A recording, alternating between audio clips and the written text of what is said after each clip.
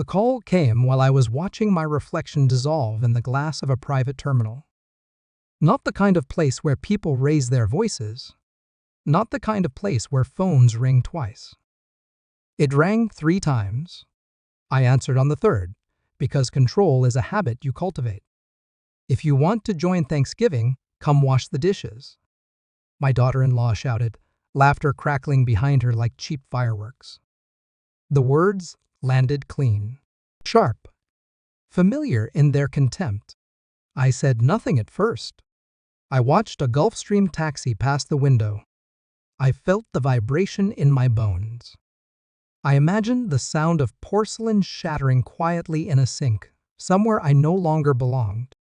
Enjoy, I said, and ended the call. My thumb hovered over another screen. Different number. Different power. The black card. The one my wife treated like scripture. The one her mother kissed before purchases. The one her lover believed meant permanence. I didn't hesitate. One swipe. Cancelled. Somewhere across the city, a clerk would soon apologize. Somewhere else, a receipt would stall halfway through its scream. I imagined my wife's mother leaning over a velvet bench, nodding approval as another man tried on shoes he didn't earn. I imagined her smile tightening when the terminal blinked red. I checked the time. 6 minutes. That's how long it took for the first call to come back. By the time the jet lifted into the sky, my phone was vibrating like a trapped animal. I didn't answer. I watched the city shrink. And I smiled for the first time in months. Betrayal doesn't announce itself. It leaks. It stains moments retroactively. I'd felt it long before I knew it. The way my wife flinched when I kissed her cheek. The way her phone never left her palm, even in sleep. The way her mother's laughter sharpened whenever money entered the room. But denial is a luxury men like me can afford for a while. Until patterns become architecture. Receipts appeared that I didn't recognize. Shoes. Watches. Hotel spas I never visited. Charges that smelled like another man's cologne. I asked once. Casually, she smiled. Too fast. Work stress, she said. Her mother nodded in chorus. I stopped asking questions that required lies. I started asking questions that required answers. I watched, quietly. The way my wife dressed differently when she said she was meeting her mother. The way her mother suddenly knew brand names she'd never cared for before. The way our penthouse felt staged, like a showroom no one lived in anymore. Then there was the message. Not sent to me. Sent to a number saved under a woman's name. A mistake men make when they think they're smarter than everyone else. Can't wait to try them on for you. No punctuation. No shame. I didn't confront her. I memorized the rhythm of her lies instead. The cadence. The pauses. At night, while she slept beside me, I moved carefully. Men who rush lose everything. Men who wait choose what to keep. Phone records first. Patterns don't lie even when people do. Numbers repeated. Locations aligned with family dinners. The same boutique. The same valet. I hired no one. Trusted no one. I didn't need spies. I needed silence. I followed once. Just once. Watched from across the street as my wife stepped out of a car that wasn't mine. Watched her mother straighten the collar of the man beside her. Watched the way he laughed too freely in my absence. I didn't feel rage then.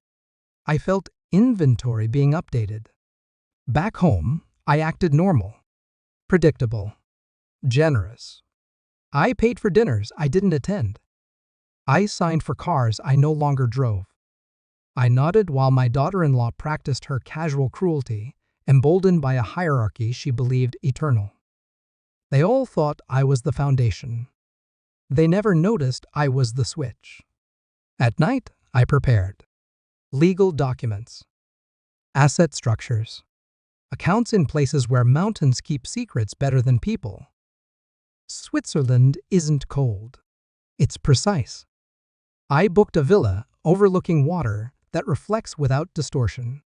I stood on its balcony alone and felt the calm of men who know the ending before the story finishes.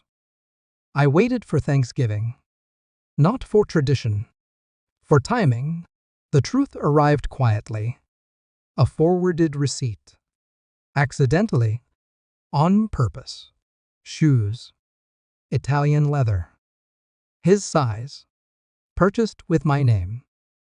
I invited my wife to sit with me that evening. No wine. No warmth. I placed the receipt between us. She didn't touch it. She didn't have to. Her face collapsed in stages. First confusion, then calculation, then the slow realization that I wasn't asking. I can explain, she whispered. I nodded. I know, I said. That was when she cried. Not for me, for the life slipping through her fingers. Her mother called mid-silence. I let it ring. I stood, straightened my cuffs. I canceled the card, I said. 6 minutes ago. Her breath stuttered. The penthouse is listed. The cars were repossessed this afternoon. I left the next morning. No scenes. No speeches. From the villa, I posted a single photo. Mountains. Glass. Silence. The phone rang 71 times. My wife. Her mother. The lover. The daughter-in-law. I answered none. Power doesn't require an audience. I imagined them gathered around a kitchen table, blaming each other, discovering how little remained when my name disappeared from their lives. That evening, I answered one call. My daughter-in-law. Her voice was small now. We didn't mean. I know, I said. I ended it there. Revenge doesn't scream. It withdraws permission. People think vindication feels loud. It doesn't. It feels like space. I walk the villa at night, listening to my own footsteps echo without accusation.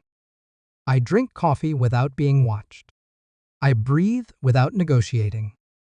Sometimes I think of my wife, not with anger, with clarity.